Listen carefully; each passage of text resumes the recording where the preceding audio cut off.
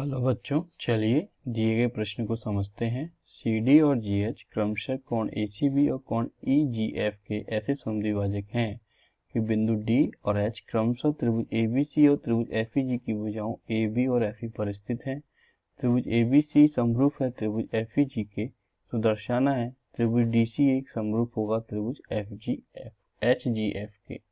तो हमें यहाँ त्रिभुज ABC समरूप दिया गया है त्रिभुज FEG के, और सिद्ध करना है त्रिभुज DCA होगा HGF के समरूप त्रिभुज। तो सबसे पहले हम मुख्य अवधारणा की बात करते हैं।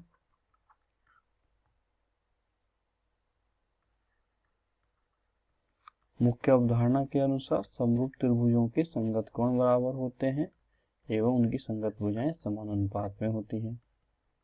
संगत कोण बराबर होते हैं, संगत भुजाएं समानुपात में होती है, या फिर संगत भुजाओं का अनुपात समान होता है। संगत भुजाएं समानुपात में होती है। हमें प्रश्न में बोला गया है त्रिभुज ABC समरूप है त्रिभुज FEG के। तो चलिए सबसे पहले हम दोनों त्रिभुजों की रचना करते हैं। त्रिभुज ABC व त्रिभुज FEG की।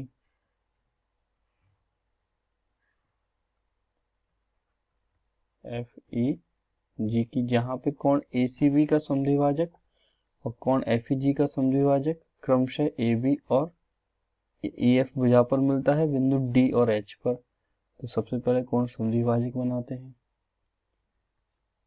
कोण ACB का समद्विभाजक D पर मिल गया, कोण FGE का समद्विभाजक H बिंदु पर मिल गया, जो भुजा AB और EF पर क्रमशः हमें दिख रहा है। अब हमें दिया गया है त्रिभुज ABC समरूप है त्रिभुज FEG के। तो चलिए प्रश्नानुसार हम देखते हैं।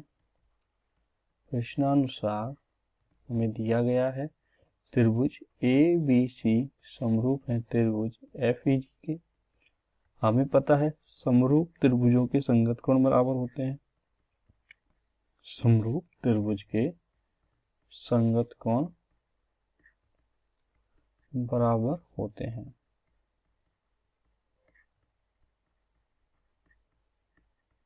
तो क्या होगा, यहाँ से कोण A बराबर हो जाएगा कोण F के, अर्थात ये कोण एक दूसरे के बराबर होंगे, ये कोण एक दूसरे के बराबर होंगे, कोण G कोण C के बराबर होगा।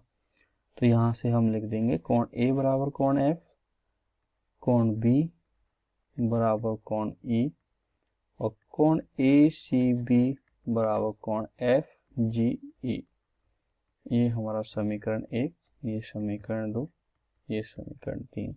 हमें कोण समद्विभाजक दिए गए हैं। CD समद्विभाजक है कोण ACB का। कोण ACB को दो बराबर भागों में डिवाइड करेगा, अर्थात ये कोण और ये कोण एक दूसरे क्या होंगे, बराबर होंगे, अर्थात ये x होगा तो ये x होगा। इसी प्रकार GH समद्विभाजक है, तो ये कोण y होगा तो ये कोण भी y होगा।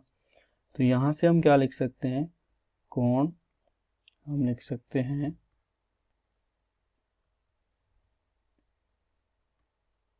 कोण ACB को लिख सकते हैं कोण ACD प्लस कोण BCD।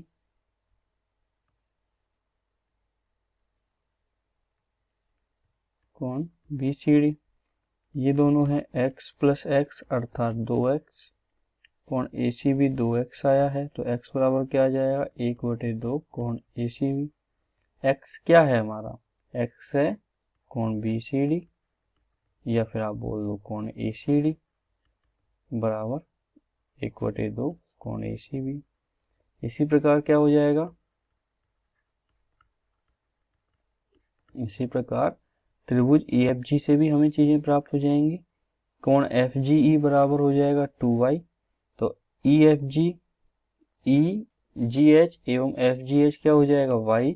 तो y बराबर 1/2 कोण EGH प्राप्त हो जाएगा। इसी प्रकार y बराबर क्या प्राप्त होगा, 1/2 कोण FGE, जिसको हम क्या लिख सकते हैं, कोण EGH बराबर कोण FGH बराबर 1/2 कोण FGA। तो यहाँ से हम क्या बना सकते हैं, हमें प्राप्त हो जाएगा यदि दो त्रिभुजों के पूरे कोण एक दूसरे के बराबर हैं तो उनके संगत कोण समद्विभाजक भी एक दूसरे के बराबर होंगे। तो इसे हम बना देंगे कोण इसको हम लिख सकते हैं सीधे लिख देंगे तो हमें प्राप्त होगा कोण ACD बराबर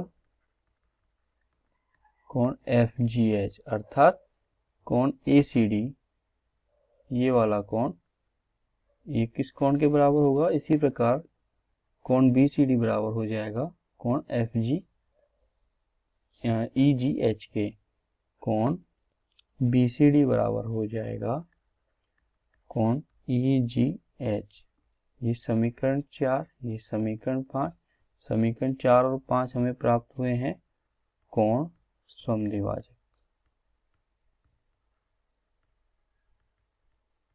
ये भी क्या है, कोण समद्विभाजक है। यहाँ से हमें ये दोनों चीजें प्राप्त हुई थी, ये मैंने आपको करके समझाया था। तो चलिए अब बात करते हैं त्रिभुज DCA और त्रिभुज HGF की। तो हमें त्रिभुज DCA एवं त्रिभुज HGF को क्या करना है, समरूप करना है। HGF को समरूप करना है। दोनों त्रिभुज समरूप कहाँ से होंगे, त्रिभुज समरूप होंगे हमारे, देखिए दोनों त्रिभुजों में कोण A बराबर कोण F है, संगत कोण एक दूसरे के बराबर हो जाएंगे समीकरण 1 से, एवं कोण DCA बराबर हो जाएगा कोण FGH के समीकरण 4 से। समीकरण 1 और समीकरण 4 की सहायता से इन दोनों को हम क्या करेंगे, कोण समरूपता कसौटी का प्रयोग करके समरूप करेंगे। हमें समरूप करना है त्रिभुज DCA व त्रिभुज HGF को। तो हम देखेंगे हमें प्राप्त होगा कोण A बराबर क्या प्राप्त हुआ है, कोण F। ये कहाँ से आया, समीकरण 1 से हमने सिद्ध किया है।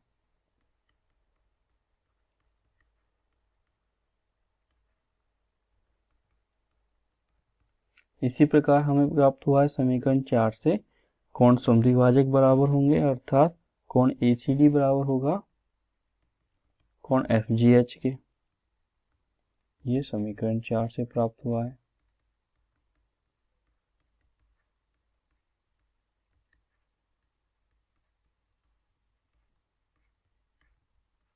चलिए यदि किसी दोनों त्रिभुजों के दोनों संगत कोण एक दूसरे के बराबर हों तो कोण समरूपता कसौटी से, अर्थात एंगल समरूपता कसौटी से दोनों त्रिभुज एक दूसरे के क्या होंगे, समरूप होंगे। अर्थात हम लिख सकते हैं त्रिभुज के कोण त्रिभुज DCA समरूप हो जाएगा त्रिभुज HGF के, जहां से हम देखेंगे कोण A बराबर है कोण F के, संगत कोण है। कोण C बराबर है कोण G के, संगत कोण है। तो कोण D बराबर भी क्या हो जाएगा, कोण H हो जाएगा, और संगत भुजाओं का अनुपात भी बराबर आएगा। लेकिन हमें सिद्ध यही करना है कि दोनों त्रिभुज एक दूसरे के समरूप होंगे। तो ये हमने सिद्ध कर दिया है, तो हमारे प्रश्न का यही उत्तर होगा। तो आपने देखा किस प्रकार मुख्य अवधारणा की सहायता से हमने दिए गए प्रश्न को हल किया है और दोनों त्रिभुज DCA एवं त्रिभुज HGF की समरूपता सिद्ध की है। तो आशा करता हूँ आपको यह समझ में आया होगा। धन्यवाद।